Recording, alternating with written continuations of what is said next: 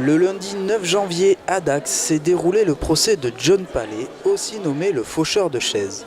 Il était poursuivi par la BNP Paribas pour avoir participé en 2015 du vol de 14 chaises dans une agence parisienne. Un geste visant les banques estimées complices de l'évasion fiscale. Des milliers de personnes se sont donc rassemblées devant le tribunal pour soutenir ce militant. Un soutien également de la part des candidats à la présidentielle tels que Yannick Jadot, candidat d'Europe Écologie Les Verts. Mais j'espère que la justice aura conscience du ridicule dans lequel elle s'est mise, de juger quelqu'un qui a pris une chaise pour montrer à la société à quel point les comportements de la BNP étaient scandaleux. La justice devrait quand même à un moment s'interroger avec l'État. Est-ce que c'est John Palais qui pose un problème avec la société ou c'est la BNP avec son évasion fiscale qui pose un problème à la société? Qui devrait être devant les tribunaux? Eh bien, pour le rassemblement aujourd'hui, c'est l'évasion fiscale et les auteurs de l'évasion fiscale qui devraient être devant les tribunaux. Une manifestation qui a débuté avec une table ronde regroupant les hommes politiques présents ce jour-là, l'occasion de rappeler ce qu'est une évasion fiscale. L'évasion fiscale, c'est tous les outils qu'utilisent notamment les grandes firmes, les grandes entreprises, mais aussi des particuliers pour échapper à l'impôt, pour échapper au juste impôt. Ça peut être totalement frauduleux, on se souvient de Cahuzac, on voit de certaines entreprises qui agissent dans des paradis fiscaux en dehors de la loi, ou ça peut être organisé.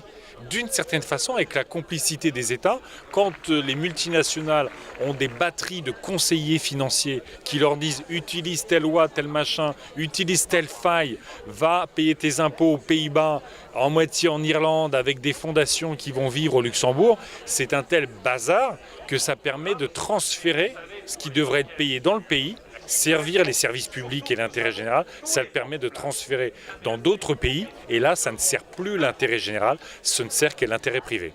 Et si l'on arrivait à récupérer tout cet argent, cela pourrait-il aider la France ?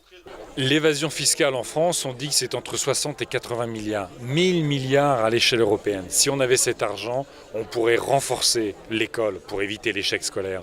On pourrait renforcer les services publics de la santé pour avoir de la santé sur tous nos territoires. Et des hôpitaux et des maisons de santé et des maternités sur tous nos territoires. Ça veut dire aussi financer l'extraordinaire besoin de transition écologique. Notre agriculture, qu'elle soit moins polluante avec plus de paysans et une agriculture saine, qu'on fasse des énergies renouvelables, qu'on rénove le bâti pour qu'on paye moins de charges d'énergie, électricité, chauffage et qu'en plus on crée des boulots d'artisans et d'ouvriers du bâtiment. Donc il y a un potentiel extraordinaire en matière d'investissement public pour créer de l'emploi, pour relocaliser l'économie et pour avoir des services publics sur tous nos territoires. Des solutions ont alors été prononcées pour lutter contre l'évasion fiscale. Pour Philippe Poutou, candidat du nouveau parti anticapitaliste, la mobilisation pourrait bien changer la donne.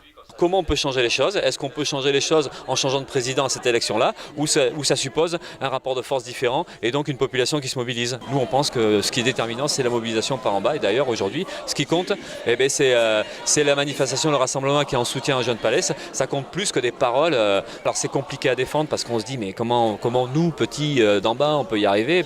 Notre force, ce sont des millions de gens, des dizaines de millions de gens. Donc, c'est convaincre qu'on peut faire des choses ensemble, mais que de toute façon, on a intérêt à le faire parce que sinon, on se fait écraser. Il y a une machine à broyer. Voilà, il y a une répression dingue aujourd'hui de plus en plus. Et donc voilà, c'est un peu cette idée qu'il faut absolument inverser le cours des choses.